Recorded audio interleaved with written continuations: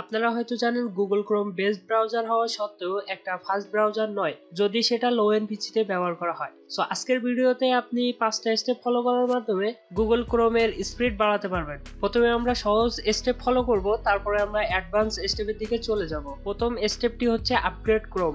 বেশিরভাগ সময় দেখা যায় যে ওল্ড এর থেকে নিউ অ্যাপস এবং প্রোগ্রামগুলো বেশি দ্রুত কাজ করে। সেজন্য প্রথমে আপনি আপনার ব্রাউজারটা চেক করে দেখবেন যে কোনো ধরনের নতুন আপডেট আছে কিনা। যদি থাকে তাহলে আপগ্রেড করে নেবেন, আর না থাকলে তো কোনো কথাই নাই। 2 নম্বর স্টেপটি হচ্ছে ডিসেবল এক্সটেনশনস।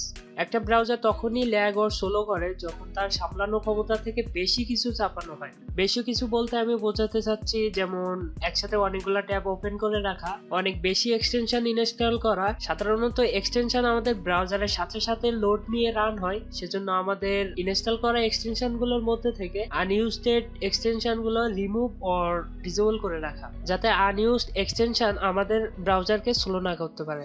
3 নম্বর স্টেপটি হচ্ছে চেঞ্জ প্রিলোড সেটিংস। ক্রোমের প্রিলোড সেটিংস কি সেটা আগে বলি। সাপোজ আপনি ইউটিউব প্রায় সময় ভিজিট করেন কিন্তু ইউটিউবের পেজ লোড হতে দেরি হয়।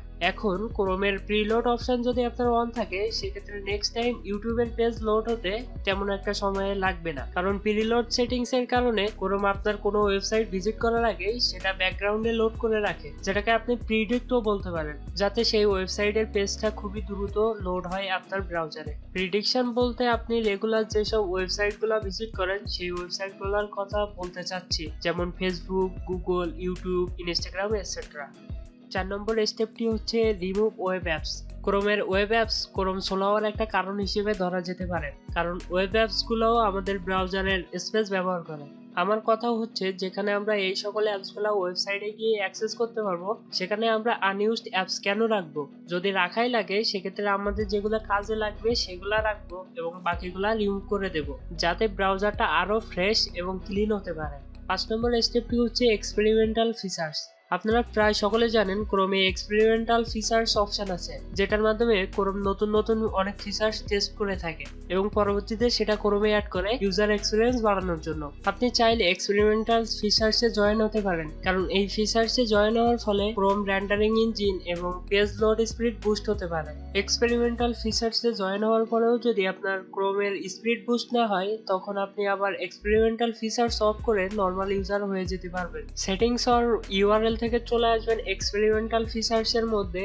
এখানে সাধারণত একটা ওয়ার্নিং দেখাচ্ছে, যেটা বড় কোনো সমস্যা না। এখানে সার্চ দিবেন রেস্টার্ট থ্রেডস, যেটার মাধ্যমে ক্রোম ব্রাউজার আপনার পিসিতে থাকা গ্রাফিক্স কার্ডে সরাসরি কানেক্ট হয়ে যাবে, যার ফলস্বরূপ আপনার ক্রোম ব্রাউজারের পারফরমেন্স অনেক বেশি বুস্ট হয়ে যাবে। অন্য মেইন অপশনগুলো সাধারণত চালু থাকে, বাট আপনি চাইলে সব সেটিংস পড়ে অন অফ করে দেখতে পারেন যে আপনার ব্রাউজারের জন্য কোন সেটিংসটা ভালো হয় এবং কোনটার মাধ্যমে আপনি ফাস্ট ইউজার এক্সপেরিয়েন্স পাচ্ছেন। এক্সপেরিমেন্টাল ফিচার্স অফ করতে চাইলে রিস্টার্ট অলে ক্লিক দিলে হয়ে যাবে।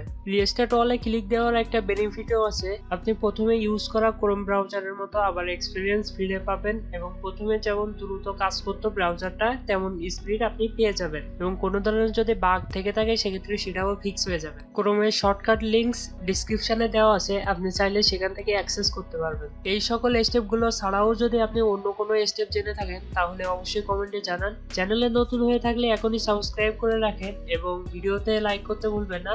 এই ভিডিওটা ভালো লাগলে স্ক্রিনে দেওয়া ভিডিওগুলোও ভালো লাগবে, সো চেক আউট করে দেখতে পারেন। Have a good day, by.